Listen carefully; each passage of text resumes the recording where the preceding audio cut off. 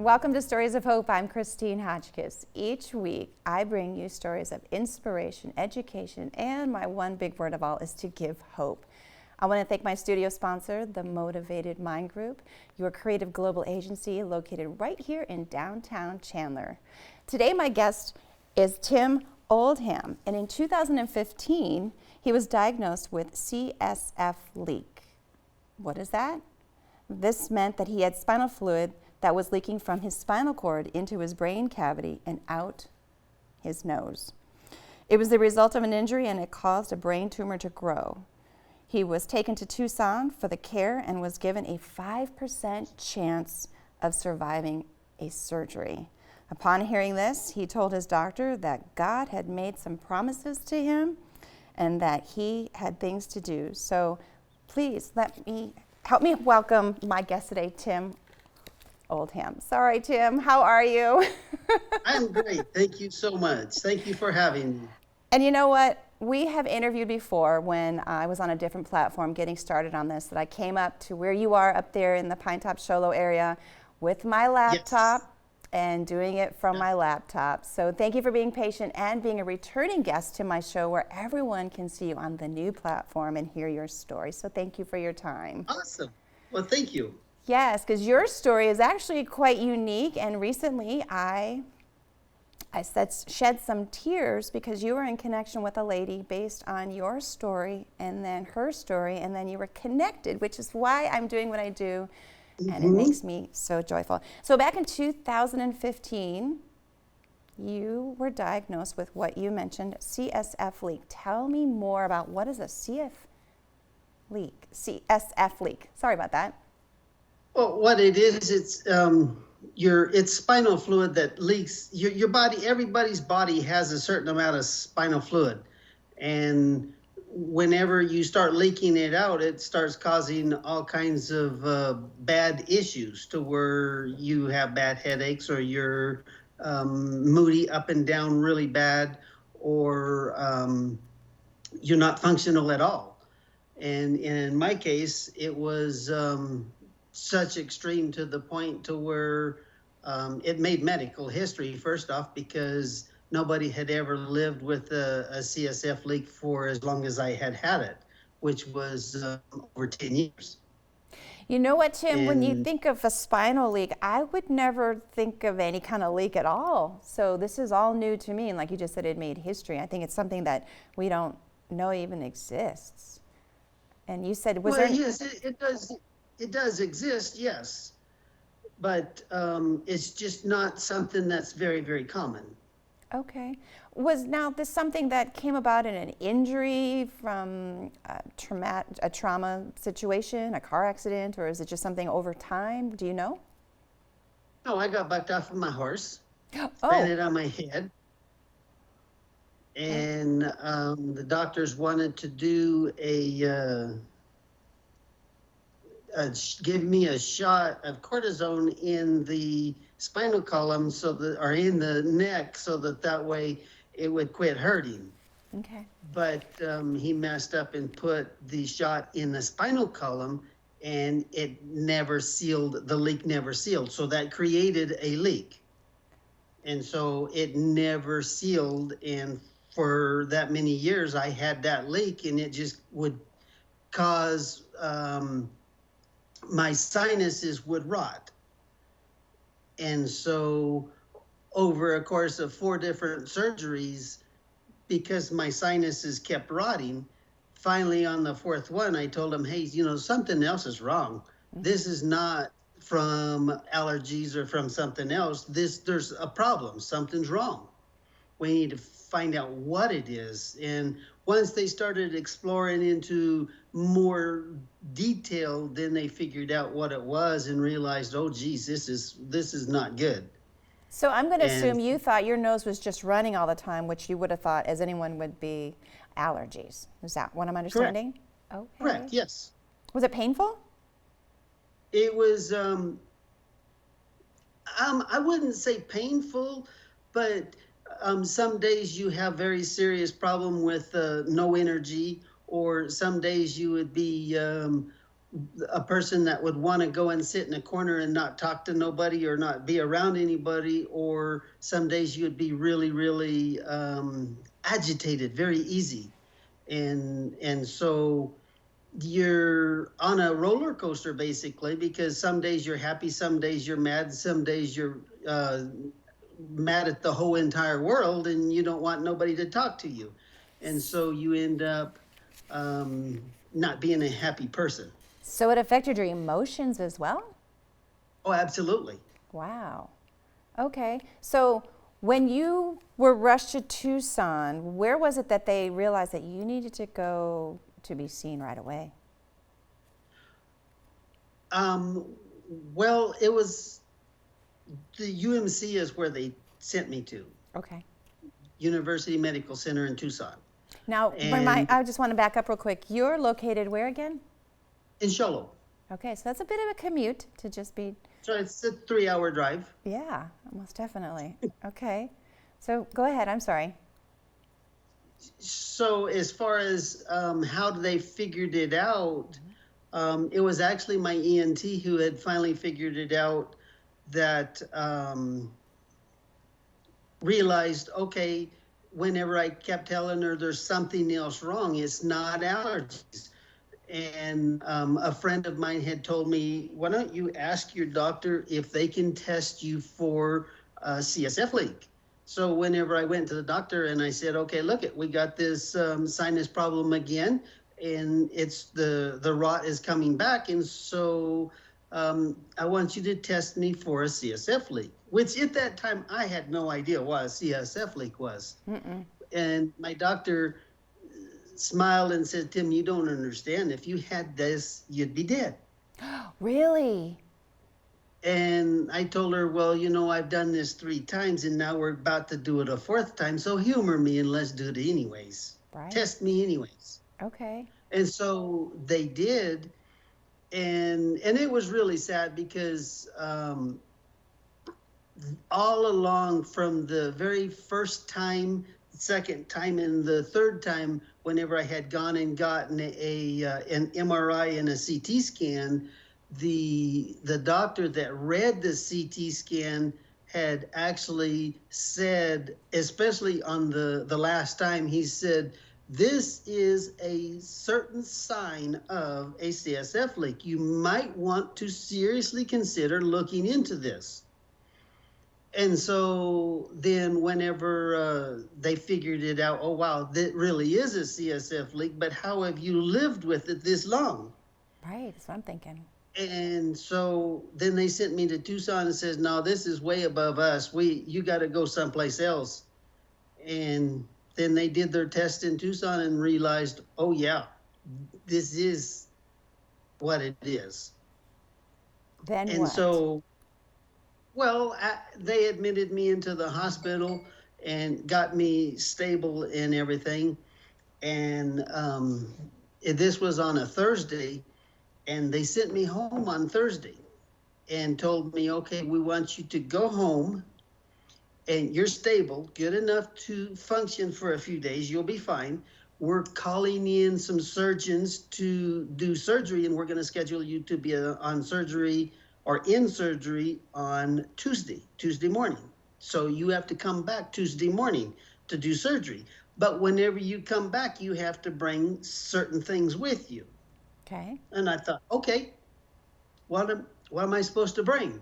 An And they overnight said, bag that's going to last longer than a couple of days, right? right, well, that's what I thought Yeah. too. And then the doctor says, no, you need to bring a power of attorney, a living will, and someone who can make a legal choice for you. And I asked, well, what do you mean? And so then I stopped and thought about it, and I says, oh, okay, doc, what kind of percentage do we have with this surgery? How long am I going to be in surgery? What is the, talk to me. Mm-hmm. And he said that, okay, we're scheduling you for a 3-hour surgery. And ultimately I was in there for 7 hours. Okay. And then he says, we're going to give you a 5% chance. And I asked, well, what 5% of what? 5% that surgery is going to go good, for 5% that I'm going to be healed, or what? Right. And he says, no, we're going to give you 5% chance to survive. I right And then would so, have said, don't even do the surgery. I'll just keep doing what I'm doing. well, and that was my next question. And I says, okay, so what if we don't do surgery? And he says, you'll be dead in about 2 weeks.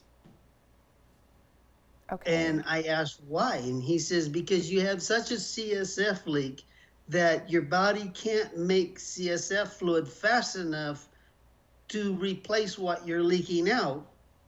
And so we have to fix this. And he says, but that's not quite the entire problem. And Oh, I said, there's more. Okay. what do you mean that's not the entire problem? He says, well, CSF fluid is very, very sweet. It's sweeter than honey is. And so that's why it made everything rot. But what it's doing is it's feeding a tumor that's growing in the two halves, between the two halves of the brain. Oh. And so today the pressure will be on one side of the brain, and then you're pissed off at the world. And then tomorrow the pressure from the tumor will be on the other side of the brain, and then you want to go and sit in a corner and not talk to nobody, or so it makes you extremely moody. And then after he gave me all of this information, and I thought, man, that describes me really, really well. I understand that. And so I asked him, well, what's the success rate after we do surgery of me recovering? What's my recovery rate? And he explained, he says, well, we have only found 6 instances of this combination in the entire world. So you're number 7. And I told him, okay, that's all right. I told him over and over and over, don't worry about it. I will pray and you doctor. I will do my part and you do your part. And I guess it's kind of sad because he basically mocked it and says, it doesn't work like that. Oh, okay. And I told him, yes, it does. I said, just watch. I will prove it. I will pray, you doctor, and we'll be fine. And he says, now back to the 6. He said, none of those 6 lived. And I said, okay, see, I told you, I'm number 7. I will pray and you doctor, we'll be fine. And so anyways, I came back on Tuesday and did surgery. And I was in surgery for 7 hours. And so after I woke up, the first thing the doctor told me was, go buy a lottery ticket. And I asked, why? And he said, because we'll bring 7 million people in for a surgery like this, and 1 will live. And I told him, that's not 5%. And he said, I know, but I had to give you a number. Oh, wow. And so I told him, no, you didn't. I told you I would pray and you doctor. We will be just fine. So the next day, and I'm paraphrasing a lot of it because there's a lot more of it than that took place, but I'm just paraphrasing it so people gets the gist of it. The next morning, my doctor comes in and crosses his arms and sits down at the foot of my bed and tells me, okay, Tim, I have 1 hour. Tell me about your God. And so I had the opportunity to sit there and explain to him why I believe the way I believe and the promises that God had made to me. And when he got up at the end of the hour, he stood up and he looked at me and he says, you realize what you've done. And I looked puzzled at him and I says, I don't understand. He says, what you've done is by living and surviving through all of this, you've created such an amount of work that we have to do now, which is a good thing. Yeah. Because now they had to rewrite the medical journal and re-educate neurologists all over the world to explain to them just because a person doesn't physically show signs of dying doesn't mean they're not. Oh my gosh, that was very powerful. Because in my case, there's one statement that the doctor had made to me. He says, I'm going to be real honest with you, Tim. There's only two things in this world that's kept you alive. Okay. And I said, what so? How? What? He said, I don't even know you, but there's two things that have kept you alive, and that is coffee and God. Okay. And I said, okay, I understand one, but why the coffee? Right. And he says, because coffee has an enzyme in it that most people associate thinking that it's caffeine. But yes, coffee has caffeine in it, but there's another enzyme in it that force sparks your brain, won't let your brain quit. Interesting. So when I was admitted into the hospital, my kidneys, my liver, and all of my internal organs had stopped. I was a walking dead person. Okay. But my brain would not stop, because the 3 or 4 days leading up to me going into the hospital, I sat on my couch and all I would eat for 3 days was just instant coffee with a spoon. Eating and no, it. not with water. Ooh. Just coffee, instant coffee, and just kept eating it with a spoon. Okay, so there's a couple things I want to add here. Okay. I love my coffee, but I'm not going to be eating it with a spoon. Just Why so not? you know. Isn't it amazing the things that you can believe in? And we always hear people say, just believe, but they don't realize how powerful that the believing part is with the way we think, truly right. Think. You've got your brain, which is the computer of all in our bodies. Like you just said, that was what was going while everything else had shut down. Coffee was helping it stay ignited, like keeping it plugged into the outlet of the wall. That's how I'm envisioning it right now, anyways. So our thoughts are important. They do matter. The brain is something that we have all the control over. You had something that was blocking it, and you talked about where the tumor was. That was pressure on both parts of the brain that a lot of people don't realize. They say, I'm a left-brained person, or I'm a right-brained person. We're actually a whole brain, if you think about it. But for some reason, we have a favor of some sort of each side, whatever it is that works for people. But we really have an entire brain that we don't use. And so you almost lost yours. And you've got coffee that kept it ignited. So I guess I'm going to have to back up here. Did you always always eat raw coffee, or was that part of what has been going on? That's why you were doing it and didn't know it. I always would drink it in my cup. Sure. Like most of us do. But like most people, but my body, it's like a pregnant woman whenever she's craving pickles or ice cream or something like that. Okay. And my body was craving coffee so bad that I just got the container and just sat there and would eat it with a spoon. Can I tell you something? Yes. Not only are you a miracle, you just proved that to me, and your faith, like myself, is very strong. Welcome to the second part of your life, or to the life that we all take for granted. Oh, absolutely. And now my motivating factor is I want to teach people, no matter what they're facing, no matter what the doctor tells them. And in my case, the doctor told me, he says, Tim, you're the only person I've ever met with the mentality that you have. And I said, what do you mean? He said, every single person that I've ever given 5%, 10%, or 1% chances of living, they died. And I asked, what? Isn't it funny how we could tell somebody something and we believe it? I just said, believing. They accept it.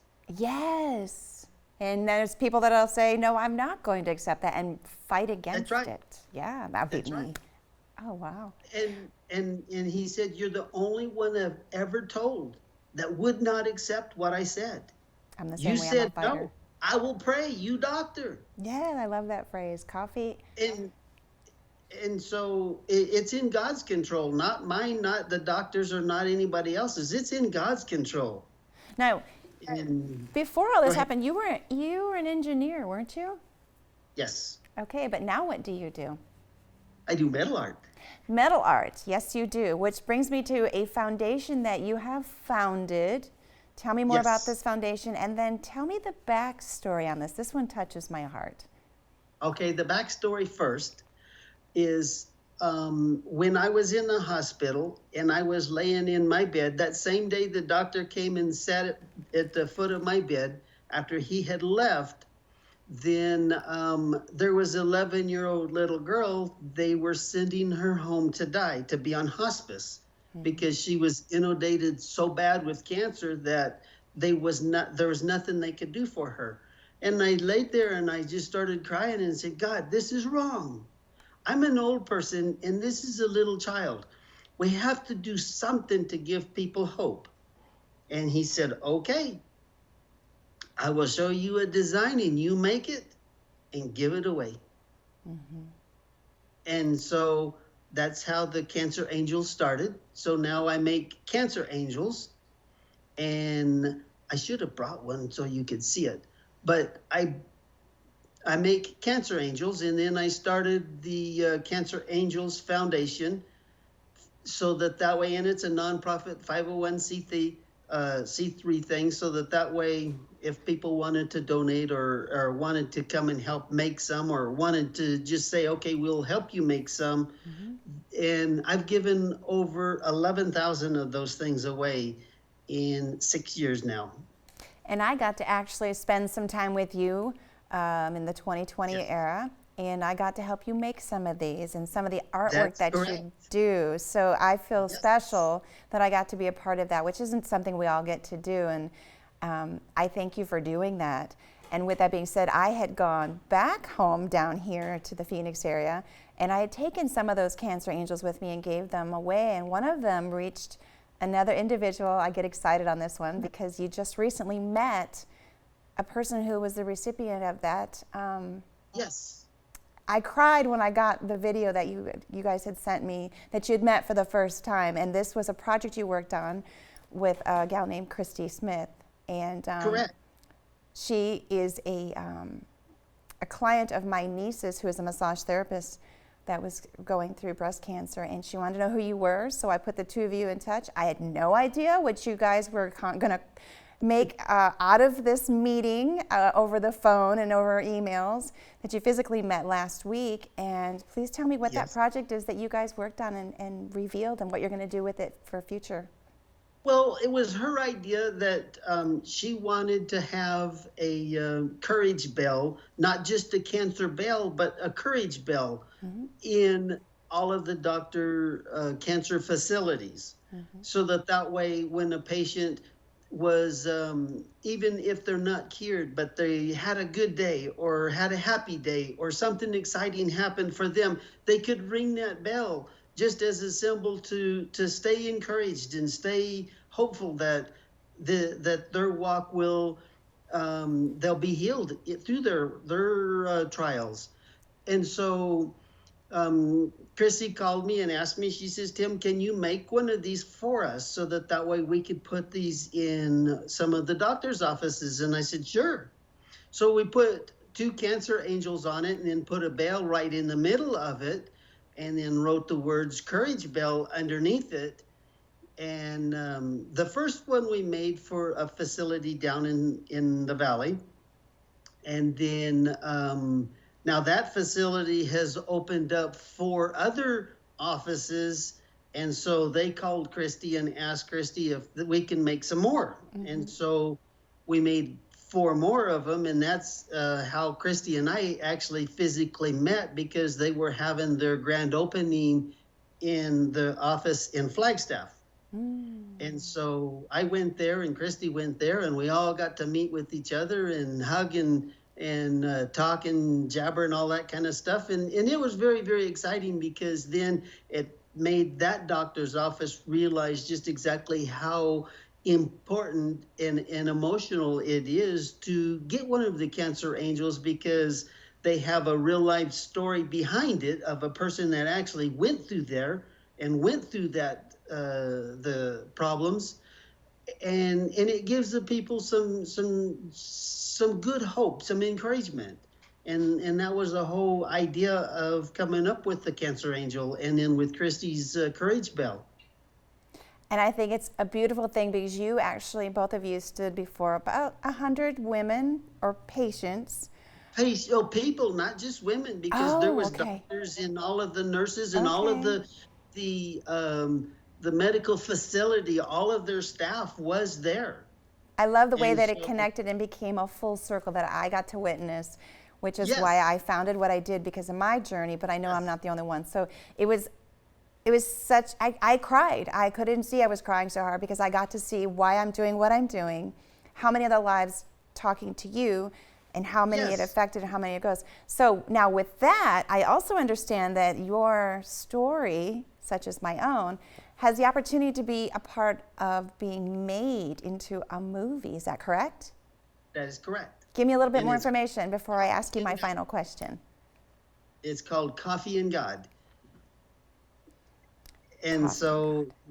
the gist of it is to show some people, or as many as we can, hopefully millions of people, to show them that just because you're going through a trial or a bad situation, or you've lost everything, but you still have your hope. And it's the motivation factor is to keep people encouraged and show them that there is hope, that God is still in control no matter what the situation is, and and try to encourage people. Absolutely. And you know, when you talk about the courage bell, it's a bell that says, don't quit. That's right. Yeah, don't quit. You made it Never, never, today. never. No. Now, if someone wants to reach out to you to know more about your foundation or maybe want to know more about the opportunity of Coffee and God, where can they go? Well, the best place is on Facebook. They Okay. can go look under my name for face on Facebook, or they can look under Snowy Ridge Metal Art, or they can look under Cancer Angels Foundation on Facebook. So all three of them are on Facebook, to where people can go. If they wanted to donate, they can do it through the Snowy Ridge Metal Art, because there's a link that goes to the Cancer Angels Foundation, or they can go directly to the Cancer Angels Foundation. And then Coffee and God is also on Facebook, but there's real limited activity on that one because we're still in the stages of expanding it. Perfect. Perfect.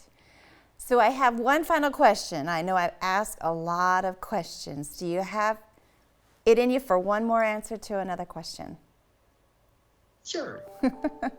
I have said this for a long time, and this is something that if I only had one question to ask someone to get to know who they are, this would be the question. Okay. What message would you like to leave everyone based on your journey? Be the example that people want to see, that there is good people out there in the world. Someone has to stand up and be an example. So be the example of never giving up, having faith, having hope, trusting God. Be that example. I love that answer. Thank you for that answer. And thank you for sharing your story again, but yet on my new platform. And now, Amen. yes, I love it. I love the way that things work out. And I love that I got to see something full circle with your story. And I know that you're going to continue to do so much more with those Cancer Angels. And I will be there, if not one of the people that I get to be a part of your project of Coffee and God. Awesome. Or Coffee with God, sorry. Coffee and God. At Coffee, it is Coffee and God. Okay. Yeah. Thank you, Tim, again. Thank you so much. Thank you for having me. Absolutely. If you have a story you want to share, know someone who has a story that needs to be heard, please email me to the address of stories at ChristineHotchkiss.com. And if you'd like to be a sponsor of my show, you may also email me to the address of stories at ChristineHotchkiss.com. I want to thank my studio sponsor, the Motivated Mind Group, located right here in downtown Chandler, your global creative agency. Until next time, everyone, I wish you well, and you take care.